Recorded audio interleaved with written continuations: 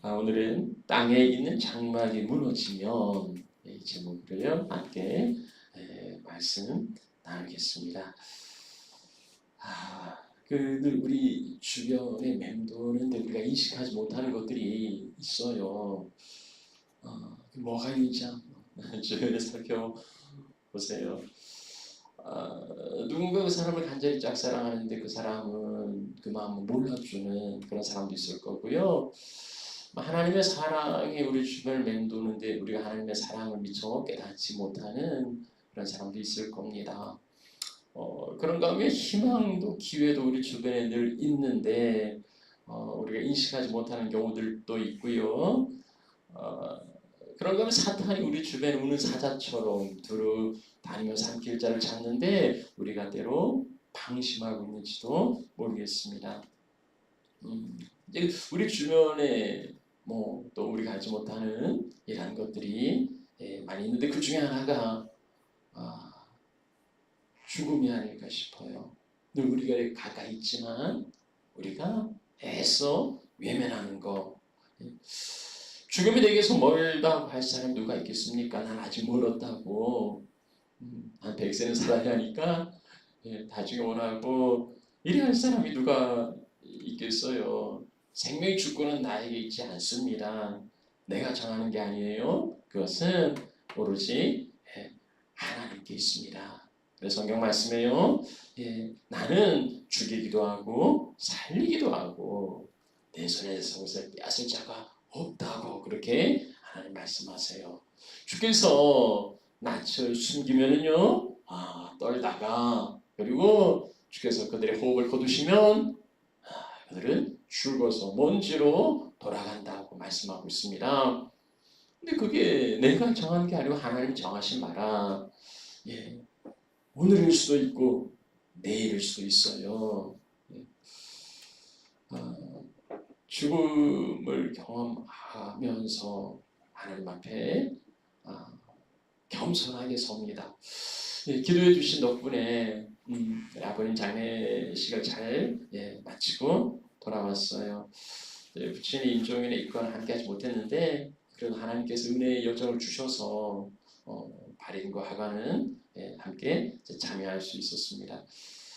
부친이 향년이 87세인데요. 요양원에 좀 계셨는데 건강이 나쁘지 않았어요.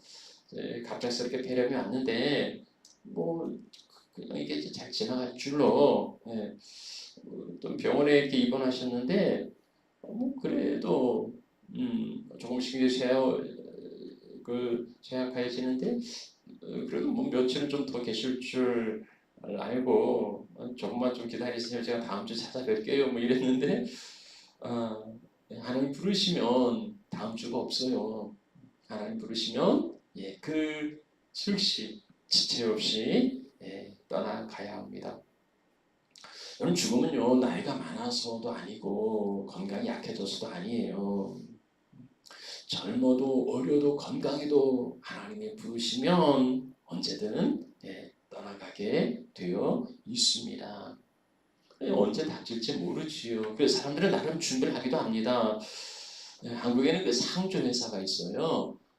이런 상이 당할 때 도움을 주는 그런 회사들이 많이 있고요. 또 사람들은 나름 죽음을 준비하면서 유언을 미리 해놓기도 하고 아니면 영정사진이나 아니면 수의나 관이나 아니면 묘지를 미리 준비해 놓기도 합니다. 그래갖고 그건 죽음을 준비하는 게 아니지요. 그건 장례식을 준비하는 거지. 그건 죽음을 준비하는 건 아닐 겁니다. 우리는 어떻게 이 죽음을 준비해야 하는지 오늘 바울의 메시지를 통해서 살펴보려고 합니다. 바울은요 죽음을 땅에 있는 우리의 장막집이 무너지는 것으로 그렇게 비유합니다. 1절 말씀 보면 만일 땅에 있는 우리의 장막집이 무너지면 하시는 대로 바울은 그 텐트 메이커지요. 장막을 만드는 사람이에요. 그래서 자기의 그 직업에서 인생을 유추해냅니다. 죽음이 뭐예요? 죽음을 정의할 때에 의학적으로 보면 호흡이 멈추고 심장 기능이 이제 정지하는, 그래서 모든 신체 기능이 멈춘 것을 이제 죽음으로 이해하는데요. 그 인간을 육체적으로만 보는 단편적인 정의인 것 같아요. 신체 기능이 멈추었다고 이제 죽음을 정의하는데, 인간은 신체만 있는 게 아니잖아요. 인간은 영혼과 육체로 되어 있다는 건 누구나 인정합니다. 그래서 죽음이라는 것은 그 영혼이 육체로부터 떠나는 거. 그러니까 우리 영혼이 육체라는 이 장막에 임시로 거주하고 있는데, 죽음은 그 영혼이 육체와 일시적으로 분리되는 거예요. 그래서 영혼은 하나님께로부터 왔으니 하나님께로 돌아가는 거고요. 육체는 흙으로부터 왔으니 흙으로 돌아갔다가 그걸로 끝나는 게 아니고, 부활의 날에 흙으로 돌아간 육체가 영혼과 함께 신령한 부활체로, 신령한 몸으로 부활하게 되는 거지요. 이게 이제 우리의 그 죽음을 넘어선 우리의 이제 미래라, 그렇게 볼 수 있을 겁니다. 인생은 육체라는 이 장막에 거하고 있다는 이 바울의 통찰은요, 정말 뛰어난 것 같아요. 우리 인생이 이 장막에서, 텐트에서 하룻밤 야영하는, 그게 인생의 본질이에요. 우리가 어느 곳에 정착하고 여기 생활 터전을 닦고 그리고 거기 우리 삶을 세워갑니다. 그렇더라도 인생은 나그네 길이에요. 이스라엘이 그 광야 길을 지나죠. 그때 이제 텐트 그 유목민이었습니다. 그러다가 이제 가나안에 들어가 정착합니다. 그리고 농사를 짓지요. 농경에서 이제 그 유목 생활에서 농경 생활로 바뀌게 됩니다. 그러면서 이제 거기에 안주하게 돼요. 하나님께서는 우리 인생에 안주하는 게 아니라는 것을 가르쳐 주시기 위하여서 이스라엘에게 특별한 절기를 정해 주십니다. 그게 수장절이라고도 하는 초막절, 장막절이에요. 우리 태양력으로 보면 10월 중순 요맘때지요. 그래서 우리식으로 보면 이제 추수감사절인데요.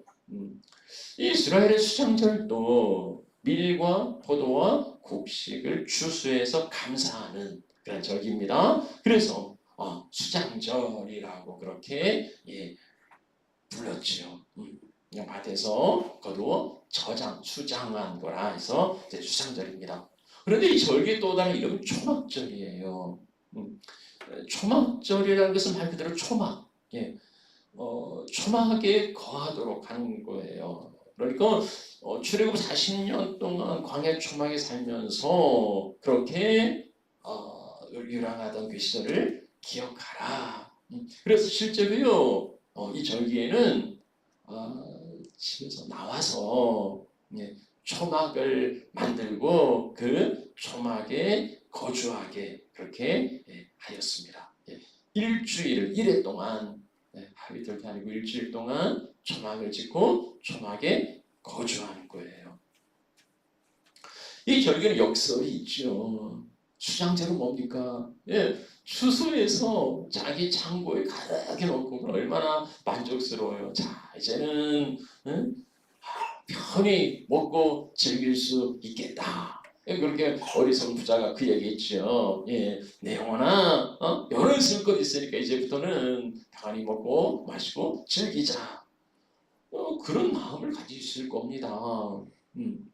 그런데 그때에 추수한 게 창고에 가득하고 풍요롭고 부유한 그때에 하나님 이스라엘을 장막으로 불러내세요. 엉성한 그 나뭇가지로 시내 버들을 가지고 초막을 만들어서 거기서 일주일을 지내라는 거예요. 창고에 먹을 게 가득히 있어도, 자기가 가진 소유가 그렇게 많아도 인생은 나그네고 잠시 지나가는 길이라는 것을 잊지 말라는 거지요. 이스라엘의 이 초막은요, 세상에서의 연약하고 덧없는 그러한 삶의 대한 살아있는 교육이었어요. 그래서 이스라엘은 이 장막절 여기에 수장절에 초막절 함께 지키게 하신 겁니다. 이 장막은요 임시거처예요. 정해진 한 일주일 지나면 이제 다 철거합니다. 우리가 어디에 가 텐트를 치고 야영을 해도 정해진 기간이지 끝나면 다시 이제 텐트 걷고 집으로 돌아와요. 바울은 우리 인생이 그렇게 될 거라. 그래서 우리의 장막집이 무너지면 우리의 장막집은 무너진다는 거예요. 무너진다는 의미는요, 천막을 걷다는 그런 뜻입니다. 연약하고 덧없는 몸으로 이 땅을 살아가다가 죽음에 의하여서 와야 될 것을 의미하는 거지요. 우리의 장막이 무너지면, 그러니까 육체가 무너지면, 그래서 죽음으로 육체와 영혼이 이제는 분리되면, 우리의 영혼이 있었던 그 육체가 무너지면 그 영혼은 어떻게 될 것인가? 집을 잃은 사람들, 화재나 홍수로 인하여 집을 잃고 그 집단 시설에 거주한 이주민들 하루아침에 불이 나서 혹은 재난으로 집을 잃어버린 사람들 얼마나 황당할까요? 해가 뉘엿뉘엿 치는데 들어갈 집이 없는 사람들은 얼마나 쓸쓸할까요? 육체의 장막이 무너져서 더 이상 거기 거할 수 없는 영혼은 어디에서 안식을 얻을 수 있을까요? 그 질문이지요. 우리의 인생이 이 땅에서 영원히 계속되는 게 아니고 이 땅의 삶을 마감하는데, 그러면 그 후에 삶이 어떻게 될 거냐고 묻고 있는 거예요. 아무리 이 땅에서 크고 화려하고 대단하고 편하고 안락한 집에 살았다 할지라도 무너지면 더 이상 쓸모가 없어요. 그러면 새로운 거처가 있어야 될 게 아닙니까? 그 새로운 거처가 준비되지 않았다면 그야말로 불쌍한 영혼이 아니겠느냐. 이 땅에서 뭘 누리고 뭘 가졌다 할지라도 새로운 거처를 예비하지 않았다면 정말 불쌍한 영혼이 아니겠느냐고 우리에게 가르쳐 주시는 거예요. 자, 육체의 땅에 있는 장막이 무너지면 우리에게는요, 하나님께서 지으신 집, 곧 손으로 지은 것이 아닌 하늘에 있는 영원한 집이 우리에게 있다고 가르쳐 줍니다. 육체의 장막이 무너진 이후에 우리에게는 영원한 집이 있는 줄 아느니라. 그것은 집단으로 거주하는 난민촌이나 아니면 어떤 그 임시 구호하는 그런 장소가 아니에요. 그 처소는 우리를 위하여서 하나님 지으신 집이고 하늘에 있는 영원한 집이에요. 우리 각자를 위하여서 하나님이 예비해 놓으신 집이라는 거죠. 자, 일찍이 예수님께서는요, 우리의 거처를, 우리의 살 것을 예비하기 위하여서 먼저 가신다. 요한복음 14장에 말씀하셨어요. 내가 너희를 위하여 거처를 예비하러 가는데 그것을 예비하며 다시 와서 너희를 나 있는 곳에 있게 하리라고 말씀하셨습니다. 주님께서 우리 거처를 예비해 놓으셨어요. 자, 그럼 여기 고린도후서에 바울이 말하는 하늘에 있는 영원한 집은요, 예수님이 말씀하신 것처럼 조금 이렇게 달라요. 왜냐하면 우리 장막이 무너지면, 땅에 있는 장막집이 무너지면, 우리 육체를 말하는 거지 않습니까? 그러니까 하늘에 있는 집도 똑같은 우리의 육체를, 그러니까 우리의 부활체를 의미하는 거예요. 땅에 있는 장막집이 육체를 의미하니 하늘에 있는 영원한 집도 우리의 부활된 그러한 육체를 의미하는 겁니다. 고린도서 15장에 이제 죽은 자의 부활에 대하여 말씀하고 있는 게 있는데요. 부활이 다시 살아나며 라고 말하고 있는데 뭐로 살아난다? 왜 썩을 것이 썩지 아니라는 것으로, 욕된 것이 영광스러운 것으로, 그리고 약한 것이 강한 것으로, 육의 몸이 신령한 몸으로, 우리 육신의 몸이 이제 죽음을 통하여서 흙으로 먼지로 사라지지만, 그러나 거기서 끝나지 않고 그 몸이 신령한 몸으로 다시 살아나서, 그러니까 우리 영혼은 하나님 앞에 있지만 우리 육체도 부활하여서 신령한 몸으로 다시 살아서 육의 몸이 있은즉 영의 몸도 있느니라. 하나님께서 우리 육체의 그 연약한 장막을 영광스러운 집으로 그렇게 바꾸어 주신다는 겁니다. 죽음 이후에 우리 영혼이 거할 곳이 없는 게 아니에요. 하나님이 우리를 위하여서 마련해 놓으신 영원한 집이 있다는 사실을 우리는 알아야 할 겁니다. 그것을 우리 손으로 지은 건 아니에요. 그러니까 우리가 만든 건 아니라는 거예요. 또 뭐 내 손으로 만든 게 아니니까 또 확신하지 못할 수도 있겠는데, 근데 내 육체의 장막도 무너지는데 내 손으로 뭘 만들겠습니까? 내 손을 만든 건 견고하고 영원하지 않아요. 오히려 내 손으로 만든 게 아니고 하나님께서 만드신 영원한 집이라 더욱 신뢰할 수 있는 거죠. 바울은 이것을 미래에 닥칠 것으로 여기지 않고 현재형으로 받아들이고 있어요. 하늘에는 영원한 집 우리에게 있는 줄 아느니라. 우리에게 있을 줄 아느니라. 미래형이 아니고요. 우리에게 있다고 그렇게 현재형을 쓰고 있어요.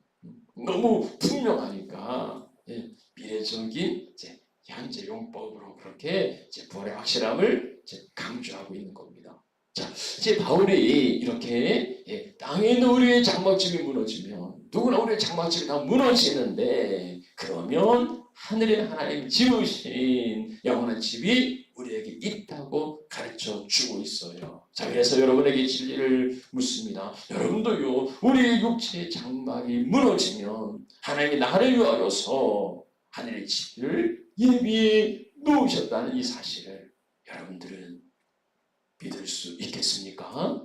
그럼요. 그럼 이게 없으면요, 기독교는 이 땅에서 끝나요. 이 땅에서 부경원으로 잘 먹고 잘 살라 그리고 끝나요. 그건 기복 종교지. 그게 기독교를 할 수 없는 거예요. 우리가 죽음을 두려워하지 않는 까닭은 뭡니까? 죽음으로 끝나는 게 아니고 죽음을 통해서 새로운 세상에 들어갈 수 있기 때문입니다. 자, 그런데 우리가요, 믿는다고 말하지만 이 믿음은 믿음에 끝나는 게 아니고 소망으로 이어집니다. 우리 믿음은 소망으로 증명하는 거예요. 우리가 믿는다고 말하지만 한국 그 말을 누군들 못하겠어요. 안 믿는다고 믿습니다 할 수 있지만 그게 우리 입술에서만 끝난다면 그 믿음이 아닌 거지요. 믿음은 삶으로 증명되는데 그 삶은 소망이에요. 그래서 바울이 2절 말씀에 계속 말씀합니다.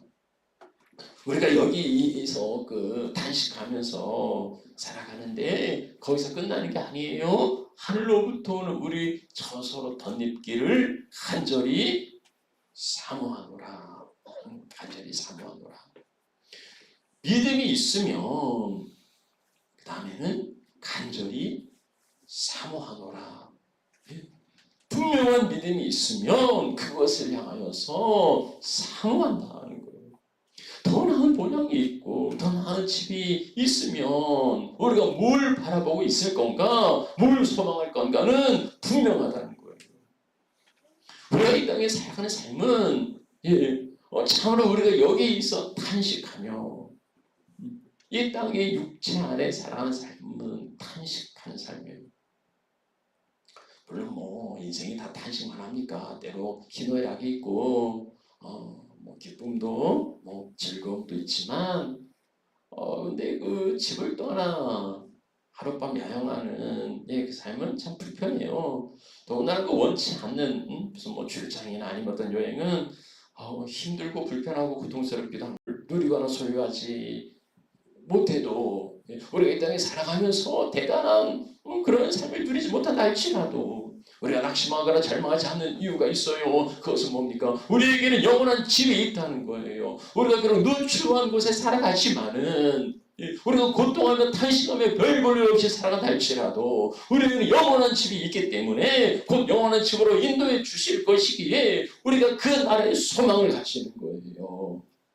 이 땅의 삶이 어떠하다 할지라도 주님께서 우리를 위하여 예배해 놓으신 집이 있으니 비록 세상에서 궁핍하고 가난하고 고통 가운데 사는 삶을 회피하지는 않지만 그것을 감사하고 견디며 살아가지만 그럴 수 있는 까닭은 하늘로부터 오는 처소가 있기 때문이에요. 그 처소를 바라볼 때에 그 나라를 사모할 때에 우리는 이 땅 위의 삶이 어떠하든지 그 삶을 견뎌낼 수 있는 겁니다. 자, 그런데요, 세상이 말이지요, 이 반전이 이제 일어났습니다. 장막은 유한하고 부족하고 임시적인, 그래서 뭐 불편하고 그래서 탄식하는, 그래서 우리가 여기 있어서 탄식하며 그렇게 바울을 이야기합니다. 그 시대는 탄식했는지 모르지만 오늘 우리 시대는요, 이 장막의 삶이 좋아졌어요. 편해졌어요. 나아졌어요. 요즘은 값비싼 장막들이 생겨나기 시작했습니다.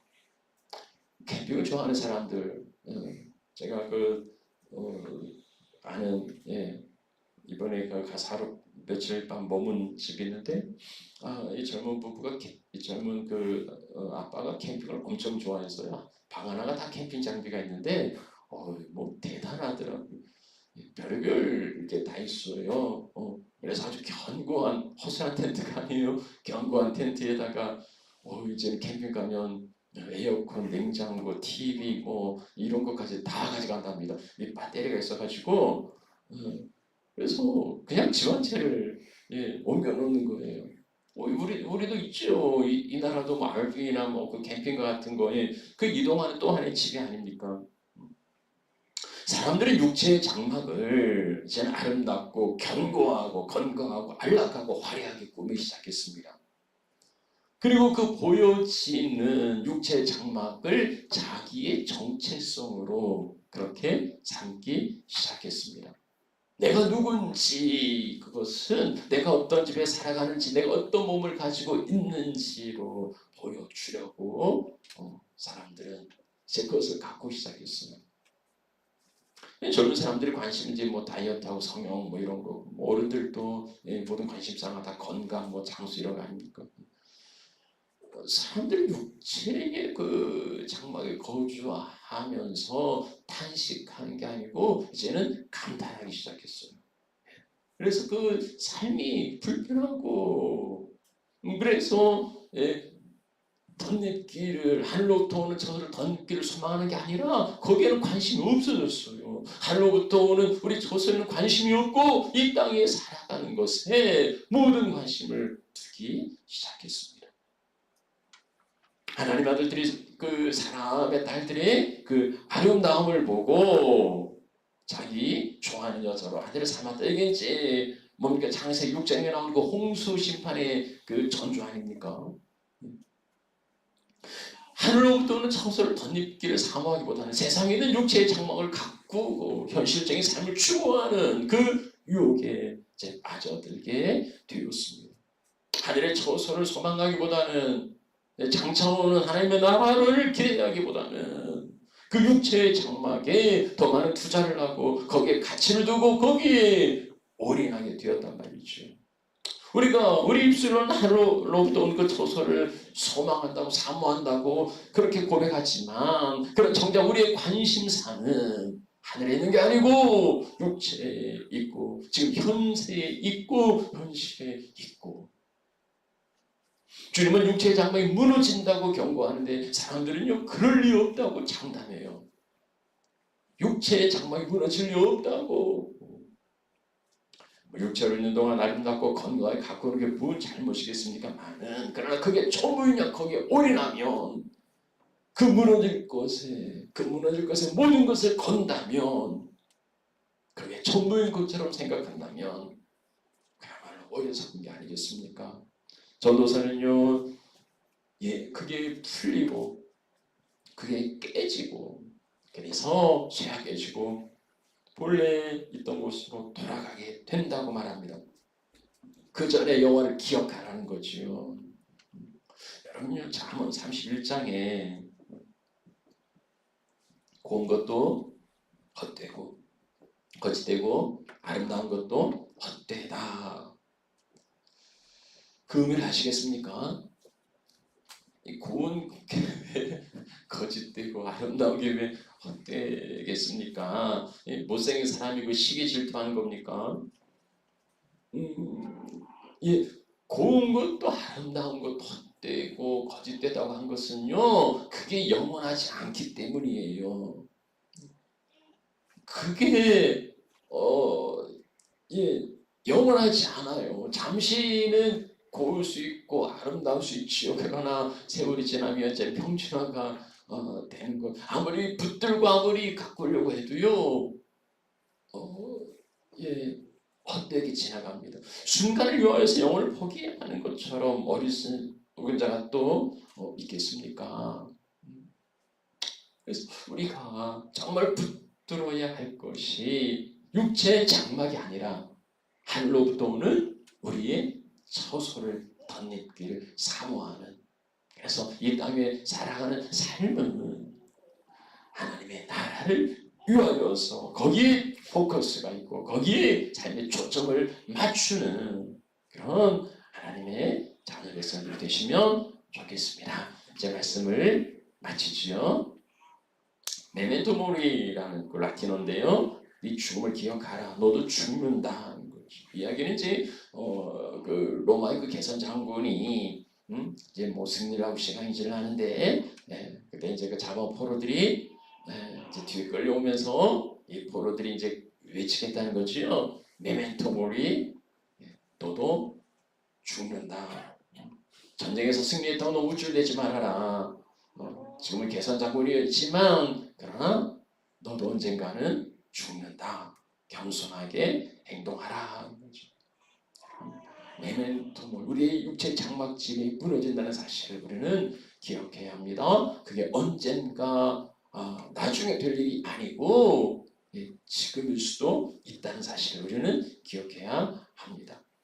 땅에도 우리의 장막집이, 우리의 삶이 건강하고 부유롭고 편안하고 순조롭고 형통하고 언제까지 그렇게 될 것처럼 승승장구할 때에도 로마의 개선장군처럼 그렇게 위풍당당하게 행진할 때에도 우리는 메멘토 모리, 우리의 죽음을 기억해야 합니다. 그 육체의 장막은 반드시 무너져요. 그래서 거기에 대비해야 한다는 겁니다. 비록 내 이름으로 된 집도 없고 육체의 장막도 허술하고 볼품없고 지극히 평범하다 할지라도요, 이 세상에 살면서 수없이 무너지고 허물어지고 탄식하고 좌절과 절망에 빠진다 해도요, 우리가 낙심하지 않는 이유는 뭡니까? 우리가 이 땅에 별볼일 없이 살아다 할지라도 우리가 낙심하지 않는 것은요, 하늘로부터 오는 영원한 처소가 있어서 사람의 손으로 지은 게 아니라 하나님께서 지어주신, 준비하신, 입혀주시는 영원한 집이 있기 때문에 우리가 이 땅의 삶이 어떠하다 할지라도 우리는 그날을 소망하기에 당당하게 살아갈 수 있는 겁니다. 죽음의 그림자는 늘 우리 곁에 있고 우리를 삼키려 해요. 허시탄담 누리고, 그리고 우리에게 다가와서 우리를 두렵게 하고 우리를 불안하게 하지만, 그러나 우리는 그 죽음에 두려워하지 않아요. 두려워하지 않을 수 있는 가닥은 뭡니까? 우리가 죽음에 삼켜지는 것이 아니라 4절의 말씀처럼 죽을 것이 생명에 삼킨 바 되기 때문에, 우리 죽을 것이 생명에 삼켜져서 새로운 삶으로 다시 태어나기에, 그래서 우리는 보이는 현실을 전부로 여기지 않고 우리를 두렵게 하는 죽음을 넘어서서 영원한 집을 사모하시는 그 하나님의 자녀들이 되시기를 축복합니다. 우리 함께 찬양하고 기도하겠습니다.